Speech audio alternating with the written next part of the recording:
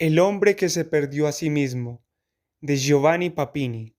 Primero, nunca he sentido pasión por los bailes, ni por los disfraces, y no sé cómo llegué a decir que sí al señor Secot al invitarme a una fiesta la última noche de carnaval. Creo que la única razón fue esta, que todos teníamos que ir vestidos con un domino blanco y una máscara negra, y bailar sin decir palabra. Me acerqué para ver qué tal. ¿Qué noche tan extravagante fue aquella? ¿Quién era hombre y quién mujer? Sobre cada rostro había una máscara de raso negra, sobre cada cuerpo una bata blanca. Me pareció que bailaban incluso hombres con hombres y mujeres con mujeres y que nadie hablaba. A una determinada hora se interrumpieron los bailes y aquellos encapotados, en silencio, empezaron a dar vueltas de aquí para allá por las habitaciones alfombradas, sin hacer ruido ni siquiera con los zapatos. Iban del brazo, o solos, o en grupo, sin orden, sin saber qué hacer. Aquel silencio bajo la quietud de las lámparas, aquella muchedumbre blanca y negra, era más temible que un funeral nocturno. A mí, que no estaba habituado a aquella estúpida ceremonia de saltar en pareja, el calor y el cansancio me habían afectado a la cabeza, de tal suerte que estaba empapado en sudor frío y temblaba como si tuviese fiebre. Sentía tal confusión y desfallecimiento que si hubiese tenido la fuerza suficiente me habría escapado enseguida. Me pareció que la sangre descendiera poco a poco del cerebro, que las piernas se doblaran y sentí una faja angustiosa alrededor del estómago y los hombros. Creo que estaba a punto de desmayarme cuando, al levantar los ojos en busca de la puerta más cercana, me encontré frente a un grandísimo espejo que medía casi de suelo a techo, y era tan ancho que cubría más de media pared. En este espejo se veían reflejados todos aquellos disfraces blancos y negros que daban vueltas por doquier y me dieron ganas, un estúpido antojo infantil, de mirarme, de ver cómo estaba, embutido por vez primera en aquel vestido carnavalesco sin gracia.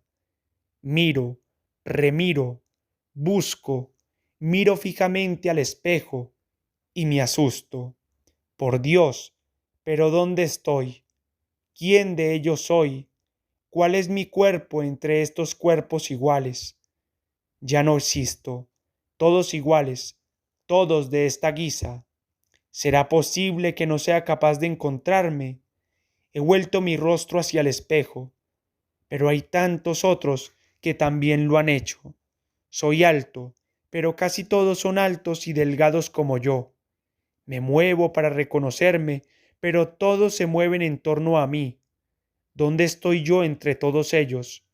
¿Dónde está mi yo entre estos extraños silentes, todos de blanco con los rostros negros, y yo como ellos, todos iguales, todos, pero yo busco mi persona, quiero encontrarme, quiero sentirme yo mismo, estar con los demás siendo diferente, distinguiéndome de los otros, quiero verme, quiero ser yo, me he perdido a mí mismo, me pierdo.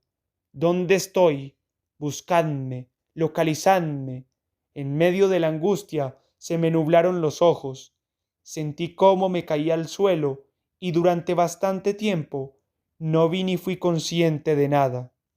Segundo, cuando recuperé la vista y el habla, era el tercer día de Cuaresma. Me encontraba en un pasillo largo y blanco, en una cama de hierro negro, en medio de un montón de camas negras iguales a la mía, y en las sábanas, iguales y blancas, asomaban rostros blancos y amarillos como el mío. También allí me busqué.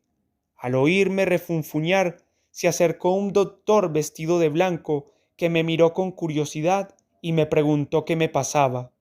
Le dije, en pocas palabras, que me había perdido a mí mismo en una fiesta y que quería volver a encontrarme lo antes posible. El doctor, como es costumbre en estas bestias presuntuosas, se rió amablemente y después me rogó que me tranquilizase y me aseguró que me contentaría. Entendí perfectamente, sin embargo, que no había creído una palabra de lo que le había dicho, y dentro de mí empecé a indagar la forma de escapar de aquellas sábanas blancas y aquella cama negra. Al día siguiente vinieron otros doctores y, todos de acuerdo, dijeron que me encontraba fuera de mí. Era verdad, pero no como lo interpretaban ellos. Me había perdido a mí mismo, pero no había perdido la razón, aunque no era la mía, porque la mía la había perdido a la vez que a mí mismo, pero seguía siendo una razón, y por tanto no estaba loco. Es tan cierto que entendía lo que decían y respondía sin equivocarme a sus preguntas, pero de nada me sirvió con aquellos torpes obstinados.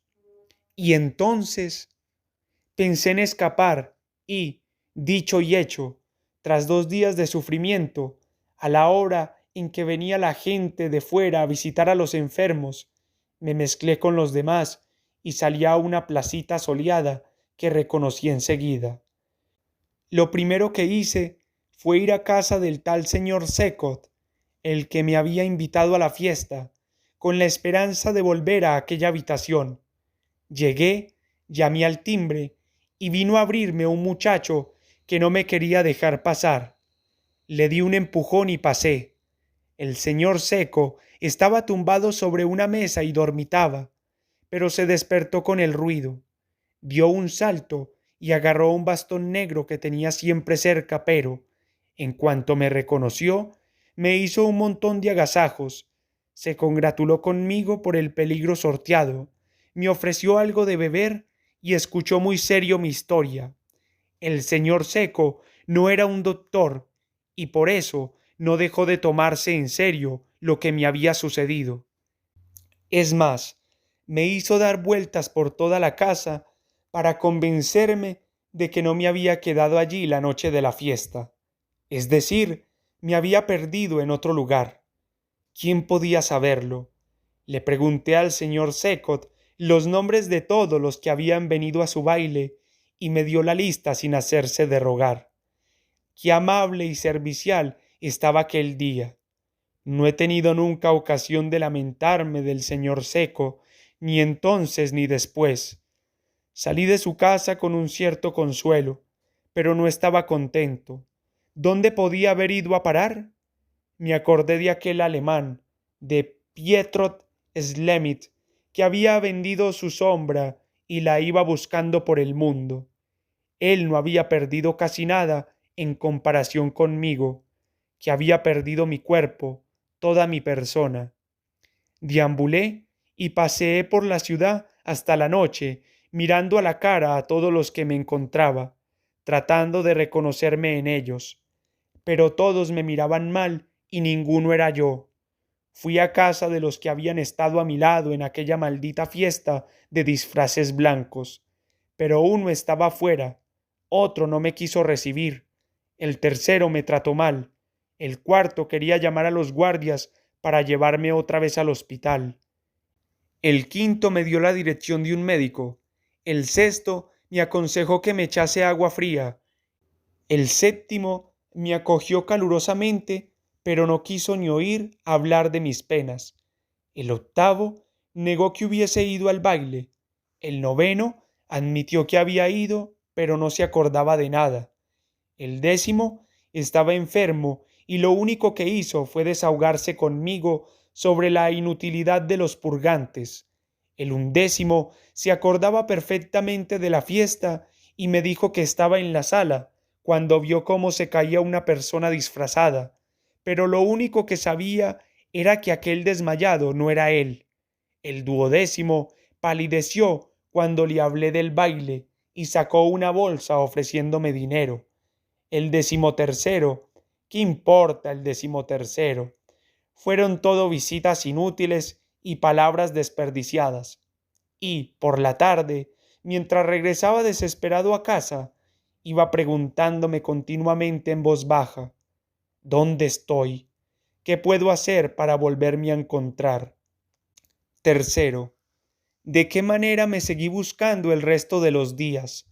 Entré en cientos de cafés, Pasé las noches deambulando por 10 teatros, tomé parte en actos políticos, asistí a predicaciones de Cuaresma, me hice invitar a comidas y recepciones, fui a las clases de la universidad, me mezclé con la gente que paseaba, pasé horas enteras en la ventana o inmóvil en una esquina sobre la acera, miré y observé miles de rostros, seguí a miles de personas, siempre con la esperanza de encontrarme y la rabia de no hallarme.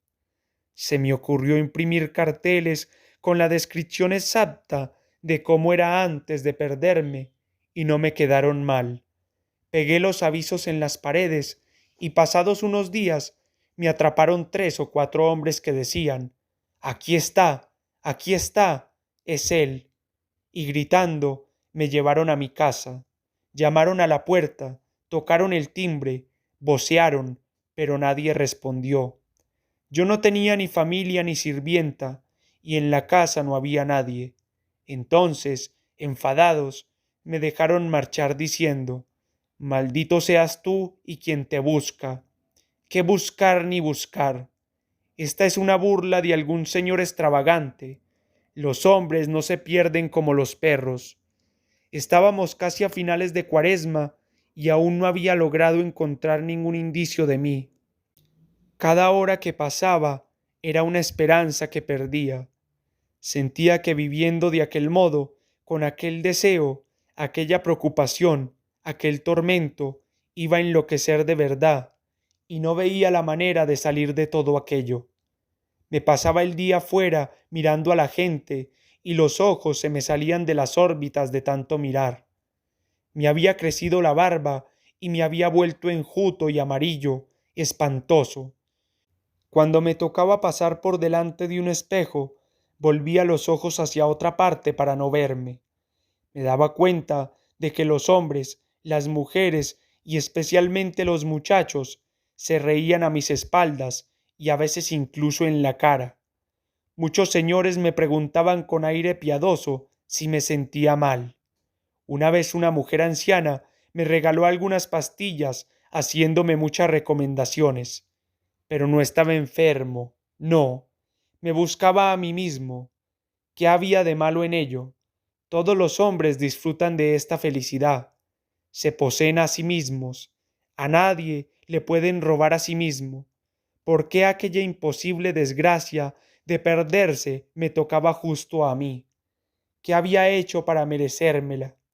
Tal vez porque había ido a aquella estúpida fiesta, y entonces los demás, también ellos habían ido y habían vuelto en cuerpo y alma y ahora se reían a mi costa. Y sin embargo, tenía que haber una manera de remediar aquella desgracia. Se encuentra las personas que no están muertas. Se encuentra un bolso viejo y no se va a encontrar a un hombre. ¿Qué hace el ayuntamiento que no se ocupa de estos casos? ¿Y no se supone que el Estado tendría que responsabilizarse de todos los ciudadanos?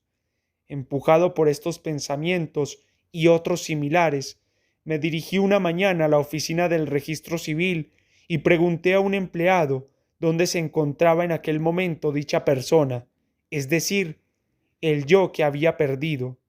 El empleado me pidió dinero y después de buscar un poco me dio su dirección, la dirección de mi casa.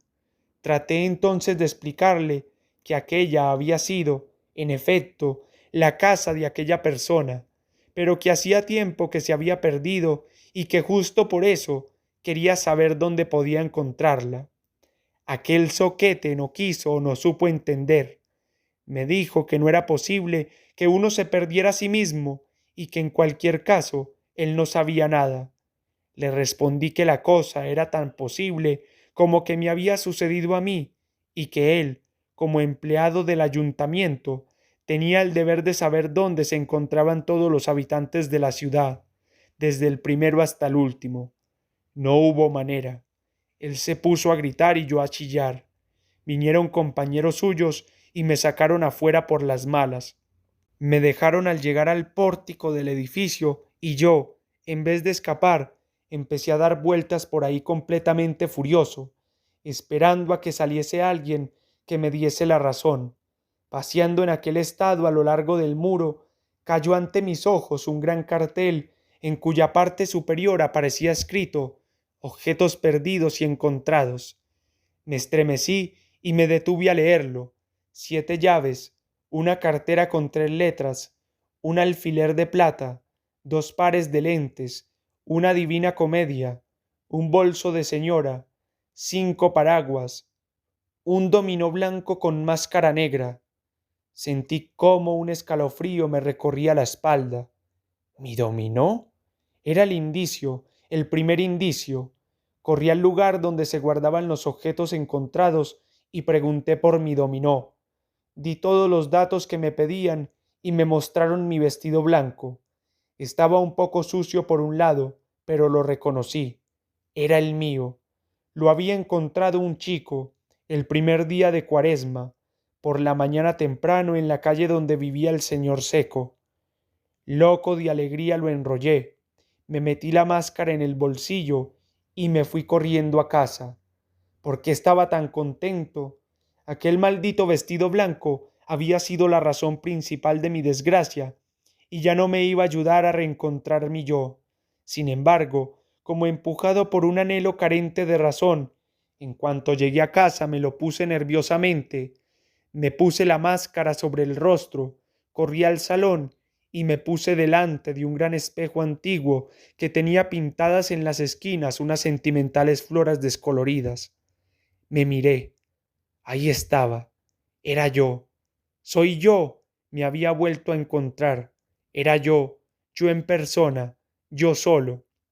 No había nadie más alrededor mío. Era mi vestido blanco y sentí que dentro estaba mi cuerpo. Era mi máscara negra cubriendo mi verdadero rostro. Me reconocí. Había regresado. Había vuelto a atrapar a mi yo. Reí y lloré de placer. Me acaricié. Pero desde aquel día no he vuelto a tener el coraje de desvestirme y estoy siempre encerrado en casa, solo, vestido con mi dominó blanco, con mi máscara negra en el rostro, para estar seguro de no volverme a perder.